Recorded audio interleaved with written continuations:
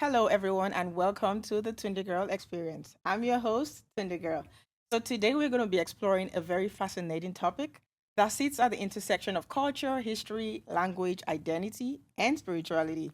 As a proud Yoruba woman, I've always been intrigued by how our culture, our traditions, and our beliefs have traveled far beyond Nigeria, and they still continue to influence communities around the world. Our guest today is someone whose journey is both unique and inspiring. Although he was not born Yoruba and he is not Nigerian, but he has dedicated decades of his life to studying Yoruba culture, language, spirituality, and history. He has traveled extensively throughout Yoruba land. He speaks Yoruba fluently and has become a respected voice in the global Orisha community. Please help me welcome Olóyè Àìkúlọlá Iwíndárà Nathan Lugo. Bàbá wa, mo kí yín káàbọ̀ sí orí ètò yìí. Mo sì fẹ́ dúpẹ́ lọ́wọ́ yín tẹ́ ẹ yá nínú àkókò yín tó ṣọ̀wọ́n láti wà pẹ̀lú wa lónìí. You're welcome to the show, sir. Thank you. Ṣé ẹ ní ọ̀rọ̀ kan tẹ́ fẹ́ fi kí àwọn tó ń wò wá nílé lóko? Mo kí gbogbo yín o, ẹ̀yin olùgbọ́ wa, tẹ́ ń wò wá, nílé lóko lẹ́yìn odi. Ojú tẹ́ fi ń wò wá kò ní fọ́, Àṣẹ. etí tẹ́ fi ń gbọ́ wá kò ní di. Ẹ máa tẹ́tí sílẹ̀ kẹ́ lè gbọ́ gbogbo ọ̀rọ̀ tá a fẹ́ sọ lónìí lórí ètò yìí. Yes, So, sir. Thank you, sir. okay. Chief Nathan, I've interviewed a lot of people, and I would have to admit that you're one of the most fascinating guests Mm. that I've talked to. Why? Because you're not Nigerian, you're Puerto Rican by heritage, yet you speak Yoruba very fluently. And I know that you've spent decades studying Yoruba culture and you've traveled the world teaching others about it. Now, I would like you to tell us, how did this journey begin and what made a Puerto Rican man fall in love with the Yoruba culture? Thank you for that question. Um, so for those that don't know me, I was born and raised in New York City, but my family's from Puerto Rico, which is an island in the Caribbean. And we, of course, have African heritage. Puerto Rico is part of the African diaspora. So we have influences from the continent, especially West Africa and Central Africa, in terms of our, even the Spanish that we speak, the music, the dancing, even concepts of spirituality. So it's intermingled into our culture. And I was about 10 years old in the Bronx, close to my elementary school. There was a botanica, Okay. a spiritual supply store Oh, okay. that caters to the spiritual needs of practitioners of Afro-Cuban traditions, let's say Haitian Vodou, spiritists. And I would go inside once in a while. I would see the Catholic imagery and all the herbs and read the books. It was a time I was discovering the African heritage of my Puerto Rican culture, and it really resonated with me because of the arts, the philosophy, music, dance. Um, Although the Afro-Cuban tradition is what's most prominent within Puerto Rican culture, it's not from Puerto Rico. It's Okay. Afro-Cuban, so it was introduced to Puerto Rico through Cubans, Puerto Ricans and Cubans intermingling. So it was Yeah. cross-cultural pollination there. Nice. However, as I started getting older, I realized that Afro-Cuban practitioners of the religions that are known as Lukumi, or the religion known as Lukumi tradition, or Yeah. Regla de Ocha, also Santeria, for the same tradition, they no longer speak Yoruba language with any degree of fluency. So for me, that was a concern because I wanted to know all of the songs, the literature, proverbs that Okay. are used. So I had to follow my path, and I waited many years to go directly to Yoruba land in West Africa. Okay, so that was what motivated you to actually immerse yourself in the language and actually learn it, rather than just practice the spirituality part, by just using translations, right? Yes, correct. Awesome. So, I was exposed to various practitioners of the Afro-Cuban tradition, wonderful people, of course, although I did get some pushback. Yeah. Um, Surprisingly enough, Pushback from. Cubans Oh, or okay. practitioners of Cuban tradition, Mm. when I would express my interest in going to the source, they would say numerous things that, Like. well, one thing is some people would say, oh, they lost their traditions in Africa. They no longer practice Orisha. Nigerians, Yoruba people are coming to Cuba now Yeah. to learn the religion and bata drumming and which is very bizarre. Let me ask you a question real quick. So after going to Nigeria, did you find that was true? It was completely false. Okay. You know, West Africa or the continent has its own challenges Yeah. with colonialism Mm-hmm. and post-colonialism. So it's not just one experience or the experience of one people. We can't say that, you know, the diaspora was affected and Africa wasn't, or vice versa. Mm-hmm. However, Yoruba people in West Africa still speak their language. As a matter of Yes. fact, they speak all of the ancient varieties of Yoruba language Yes. that are spoken regionally.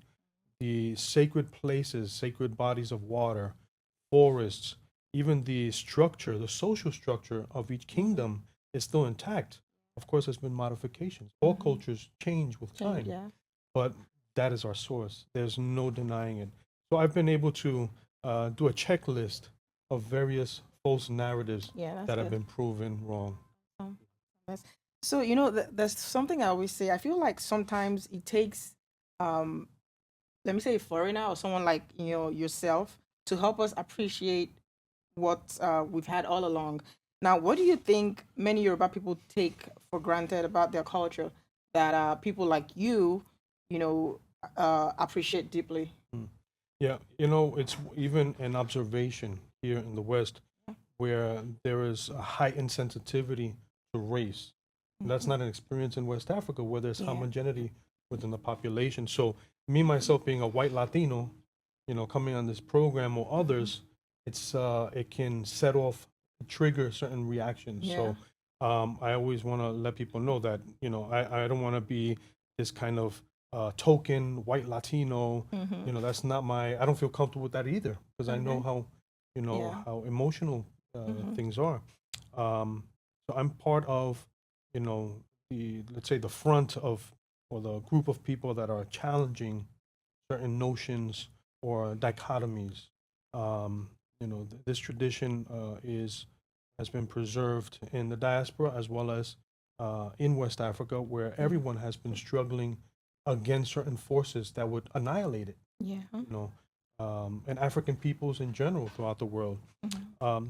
So one thing that I would, you know, that I see folks in Yoruba land, in Nigeria especially, Yeah. take for granted is the aspect of religion, of spirituality, Yeah. because Abrahamic religions have taken over so much and indoctrinated so many people, Mm-hmm. and it's affected people's thought process in Mm-hmm. terms of even things such as, you know, how do you say, aesthetics. Yeah. You know, the concept of what is the epitome of aesthetics. You know, luckily Nigeria has regulation where, for example, commercials they don't allow people that are not African in terms of, you know, selling products. So Yes. it's something Mm-hmm. that's important because we see so much Mm. issue with skin bleaching Yes. and European standards of beauty. Yeah. So sometimes folks don't see that aspect as important. But yeah, there's numerous areas where uh, folks can take another approach. And even the role of the diaspora is important, I think, because of other points of view, other perspectives. Correct. And when I mean diaspora, I mean both the diaspora, which are the descendants of Africans Of that were Africans. Yeah. enslaved and brought Mm-hmm. to the Americas, but also in contemporary times, Yoruba people that have traveled seeking better life, experience, you know, education abroad. Um, that aspect of diaspora is so important to bring back, you know, another way of thinking Yeah. in terms of government, in terms of infrastructure, and even valuing what it is that Yoruba people bring to the world. Yeah. You know, when we go to Yoruba land, we're not going to a mosque or a church. We're going to see Exactly. Yoruba culture at its Culture. heart. And a very important part of that is the deities, the language, the dance, and the arts. Okay, so speaking about that, I know you spent, of course, a lot of years traveling through Yoruba land and through Yoruba communities.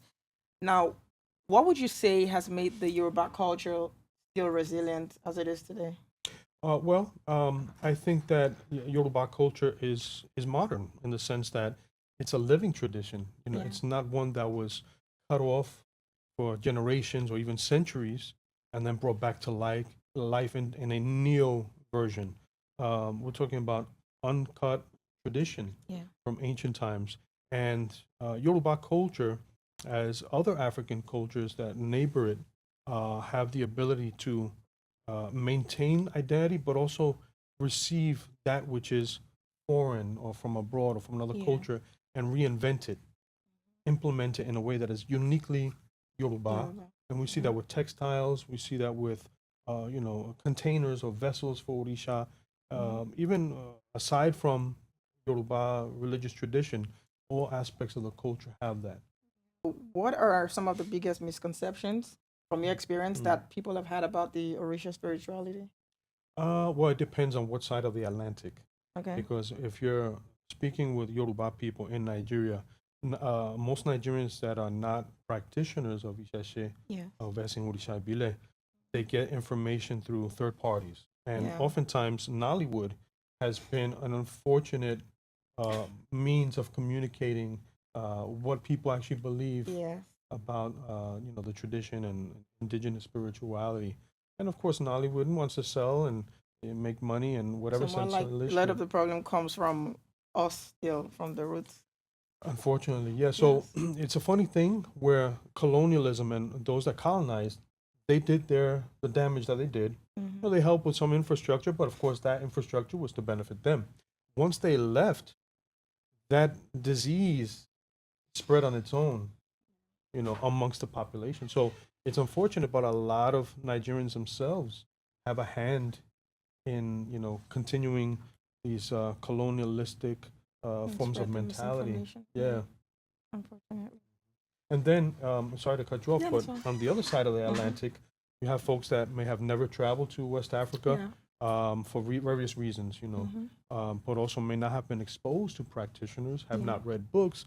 So there's a lot of misinformation, a lot of fallacies, a lot of false narratives about practices in But what's the Yoruba land. biggest one you've heard from the side? What's the biggest misinformation you? Again, saying that Orisha is no longer practiced, that Oh. the whole population is Muslim or Christian, and that some sprinkling of Yoruba people practice now because they've had to send top-ranking Babalawo and Olorisha Yeah.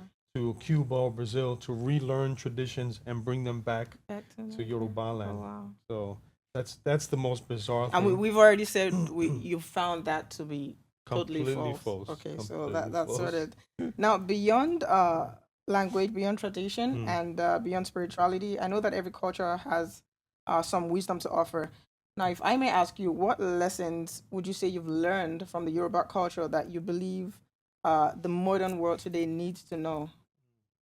I think the philosophy itself, Yeah. there's no way we speak about our tradition or the tradition I practice without also touching upon the role of Abrahamic religions. Um, those traditions, they struggle with pluralism, whereas Yoruba spirituality is by nature pluralistic. It's the essence of what we practice. So we have one supreme being, Olodumare, but each person connects to Olodumare through their own personal deity, whether through family, in terms of inheritance, or an oracle such as Ernidi Logun or Ikinfa or Pele Agbigba, etc. We find the person's connection, their source. Um, so that's one thing that I think Yoruba spirituality can offer the world. The concept that we need different ways of points of view, different perspectives, and there is plenty of room for different peoples to coexist and not just tolerate each other, but respect each other. Yeah. The proverbs of Yoruba culture, the wisdom through that, the wisdom of the Oduifa, Oduosav, Ernidi Logun, the songs, the way of life in general. You look at celebrations where dancing, singing, that helps a person's physical as well as mental well-being. Yeah. You think about, wow, this is religion, but then they have kind of exercise, which is helping them maintain activity, physical activity, and maintain a healthy level of joy in their life Correct. to help overcome, challenges. Now, one of the things I worry about is the younger generation. Mm. And so, if I may ask you again, have you seen, or would you say there's a growing interest among the younger generation when it comes to reconnecting with the culture, with the Yoruba culture and tradition? I do, and I see various mechanisms that are Okay. helping that to occur or push it along. Um, One is that the world has become smaller and it continues to get smaller. So, So people are learning about colonialism and the effects that's had on people's mentality. So that's one. And also, again, the role of the diaspora, where Orisa or even African religious yeah. traditions, religions of African origin being practiced in the diaspora, not just Yoruba, Mm-hmm. but of other ethnic groups, has been sort of, black national pride.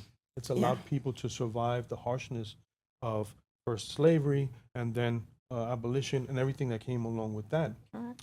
So, Africans on the continent see, wait a second, there is something to be said about that.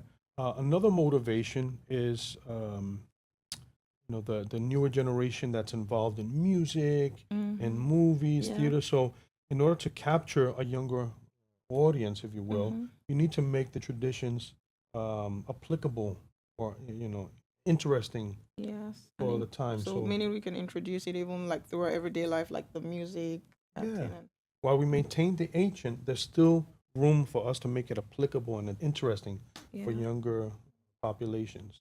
Oh, Another motivation has been, unfortunately, commercialization of the tradition, because Yoruba culture and other African religions are marketable yeah. for various reasons, excuse me, Mm-hmm. because of dance, because of music, Music, yeah. and even there's economic incentive, people that practice priesthood and offer services to others. Mm, okay. So there has to be a kind of a balance. And the good thing is that in Yoruba culture, there is real community where people just can't escape and do whatever they like. But the boundaries are getting blurred daily. Mm, So that's a challenge.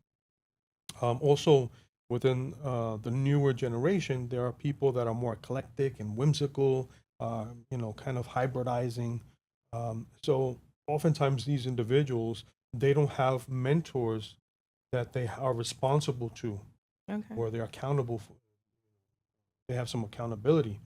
So they're introducing practices that are not actually, um, Everybody's pretty much like doing their own thing. yes, and that's problematic because our tradition is based upon ancient teachings, Teachings, yeah. apprenticeship, and there's a wide variety of how to do things, but it doesn't mean there are no standards. There are There's, definitely yeah. guidelines, and so those guidelines, that kind of quality control, it needs to be implemented a bit more.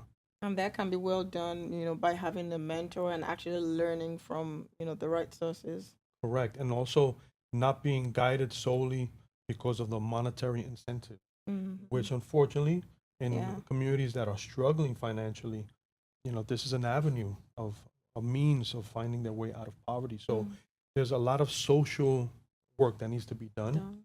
within, Nigeria in general. Yeah. Again, infrastructure, education, giving people tools so they can have an honest livelihood and that can have a positive impact on preservation of the culture. Today's world is very different from like say 20 years ago with the Mm. presence of social media, artificial intelligence, and all the good stuff. Now, how can you say that technology and social media has impacted the preservation and the spread of the Yoruba tradition? Well, documentation. We didn't Yeah. have uh, immediate types of documentation like we do now. Okay. I started traveling to Yoruba land in 1998. So I was using tape recorders, the type that you have to Yeah, roll the with a big tip. Yeah. pencil, that they would get all messed up. And, Yeah. I know. those were the days. But wow, I lost so much stuff. Luckily, you still have it here or you have it Yeah. documented elsewhere. And even VHS The recordings, VHS tapes, the bigger VHS ones, black and tapes, white like that. then eventually, exactly, then it became like DVD and Yeah. things like that. Now you just have your phone. Your You have phone is your a phone. computer. Yeah. My No. phone has so many photographs, videos, audio documentation, and now it's readily available for people all over the world. YouTube, Instagram, Facebook. So all of those false narratives that people would say about Orisha being lost in Africa, Yoruba people no longer practicing, all that has been thrown out the window, except for those that have not viewed this or kind of try to close their eyes or look the other way. And it's also beneficial for us as practitioners because with a phone, you can do so much. Yes. You know, all your learning, obviously you still have to I commit know to I see memory. you a lot. Sorry to interrupt. I Mhm. see you a lot on Instagram sharing Mhm. knowledge and, you Yeah. know, discussing important stuff. So, It's yeah. been so helpful for my development. I mean, Nice. back in the day, I remember speaking with my Oluo, I'd have to use a landline. And landlines were horrible back then. Yeah. You know, I'd have to find a way to put it on speakerphone and then record on a cassette tape. Oh. You know, when learning Was there a way verses. to put a landline on speakerphone? Okay, yeah, you can put it Yeah, on speaker. Yeah, yeah, that's it's a true. Yeah. speakerphone. So, well, Okay. back in the day, Yeah, yeah, back we then I had that. remember that. Yeah. So it was a struggle, Mm-hmm. but somehow we made it happen. Oh, wow. Nowadays, we take it, you know, technology for granted because it's so readily available. Now you can just call it WhatsApp video or anything, and you're just Exactly. there. The other aspect that's not so positive is that you have a lot of people that are engaged in selling information to whoever. So again, lack of quality control just to make a buck. And it's hard to, you know, unless you have certain laws in place or you know people signing some sort of NDAs. It's hard nowadays. Yeah, but it's been extremely It's been more beneficial. helpful Yes, than. it has. Okay, awesome. I think, you know, many of our viewers are probably wondering the same thing right now. Being that you've dedicated so many years of your life to learning Yoruba, you know, culture and tradition, what reaction do you typically get from, let's say, Nigerians? Like when you go to Nigeria and people hear you speaking Yoruba, maybe not when you're in like Ile-Ife, you know, where everyone is speaking Yoruba, and they would probably have seen a lot of people like you speak. So what are the maybe the weirdest or the funniest reactions you've got from people? Well, um, it's flattering, Mm-hmm. but it can also be after a while a little bit annoying. Tell me, Um, you talk know, about it. yeah, because well, you know, Yoruba people are very much about hospitality. Mm-hmm, correct. So, you know, Yoruba people sometimes will say, you know, certain sodun, like, ah, ogbo Yoruba ju mi lọ gan. You know, things like, you know, you're exaggerating. Yeah. And this doesn't exist solely in Yoruba culture. It exists in Mm-hmm. other cultures as well. Mm-hmm. You know, so, you know, where they'll say, ah, this person speaks more Yoruba than me. Yeah. You know, it's I not think it's true. one thing with Yoruba people, or maybe with Hmm. Nigerians, they're very welcoming to Yes. foreigners. You know, so they would say all those asodun, you know, to make you feel, you know, Hmm. good, or you know, to just make you feel free and make you Yes. feel welcome. Yeah, and But although that's. sometimes, let me tell you, for real, Hmm. I watch your videos a lot. Mm. Sometimes I feel like you speak. I don't feel like sometimes you speak better Yoruba than me. And I'm ashamed to say it because your Yoruba is. I schooled in Ile-Ife, by the way. I went to Obafemi Awolowo University. Okay, I did a semester there as well. Yeah. So your Yoruba is like the Yoruba like I hear in Ife, Mm. which sometimes I don't even understand when people talk very fast. I grew up in Lagos. Yeah. You know, so the Lagos Yoruba is different from the Ife Mhm, Yoruba. So mhm. your own Yoruba is is deeper, is more authentic, and I can't speak, you know, that dialect. I can't speak that way. And sometimes when people speak really fast, Mhm. I can't even like catch everything. And Mm. again, I'm ashamed to say this, of course, you know. But yeah, I would say here shamelessly that, oh, shamefully that your Yoruba is better than mine. Period. Thank Now you. this is not asodun, but this is the Okay, truth. thank you. I appreciate it.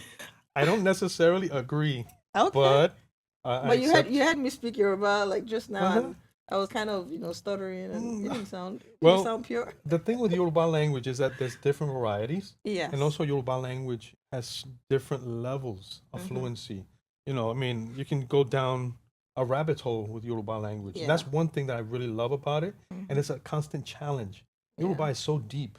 Mhm. And even now, we see people that are getting involved in, you know, science and developing new terms for, you know, technologies and other areas of our existence Yeah. that Yoruba people weren't exposed to in the past. So it's normal. Mhm. They didn't have those kinds of terms for these words. Yeah. So Yoruba language is vibrant. It is. You know, when you think about certain languages that are perhaps threatened with extinction, I don't feel that about Yoruba No, language. never. I don't think Even so. the regional varieties, the dialects are Yeah. still, They're still there. Yeah. they still exist. Mhm. Although we still have to put more effort in preservation of the dialects, Mhm. because even standard Yoruba language itself, it developed out of, you know, let's say Oyo and Ibadan Yes. varieties, Mhm. but even some lexicon was taken from regional varieties of Yoruba language because of geography.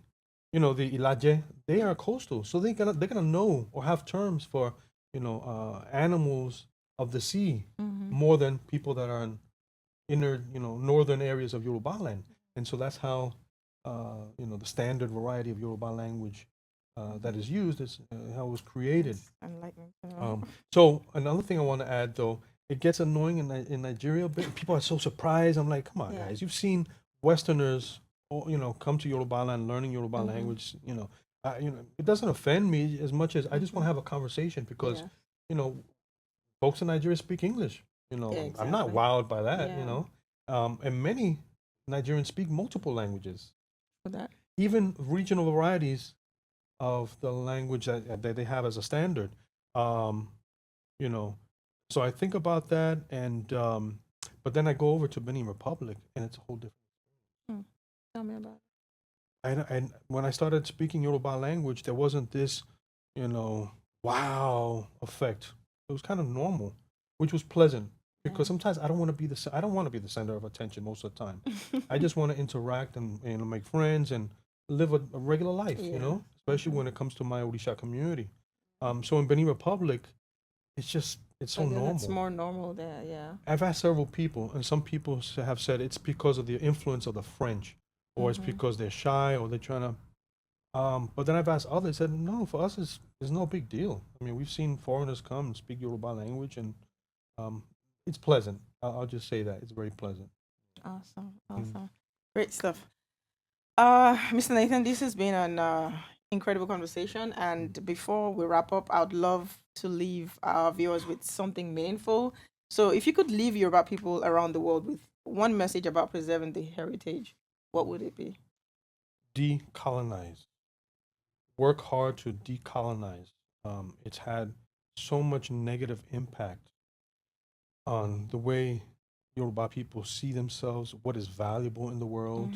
There's certain aspects of the culture that are ancient, certain beliefs about Oyinbo that perhaps will not go away. And that's okay. But there's been a negative impact on the psyche, of Nigerians in general. And people have to learn to value themselves of, Yeah. so, I well, totally support that. yeah, Yoruba land is one of my homes. I consider it a home. And I want the best for my community. I want people to live in healthy environments where aesthetics is also a part of their everyday, where what they see, what they hear is motivational, Yeah. where people love themselves. And people do. And they generally have, even with all the challenges, people still find a way to enjoy life. Yep. That's one thing about Nigerians. Yeah. It's wonderful, but there's still room for improvement. Correct. Yeah. Guys, today's conversation has been indeed enlightening. And I'd like to thank our very special guest, Chief Nathan, for joining us today and sharing his incredible journey, his knowledge, and passion. Your story does remind us that culture has the power to transcend borders, language, nationality, and geography. And it also reminds us of the importance of preserving our traditions while sharing them with the world. Thank you to everyone for watching. Guys, if you enjoyed today's episode, please don't forget to like, share, subscribe, and join the conversation. Until next time, keep learning, keep growing, and keep celebrating the stories that connect us all. I am Tundegirl, and this has been the Tundegirl Experience.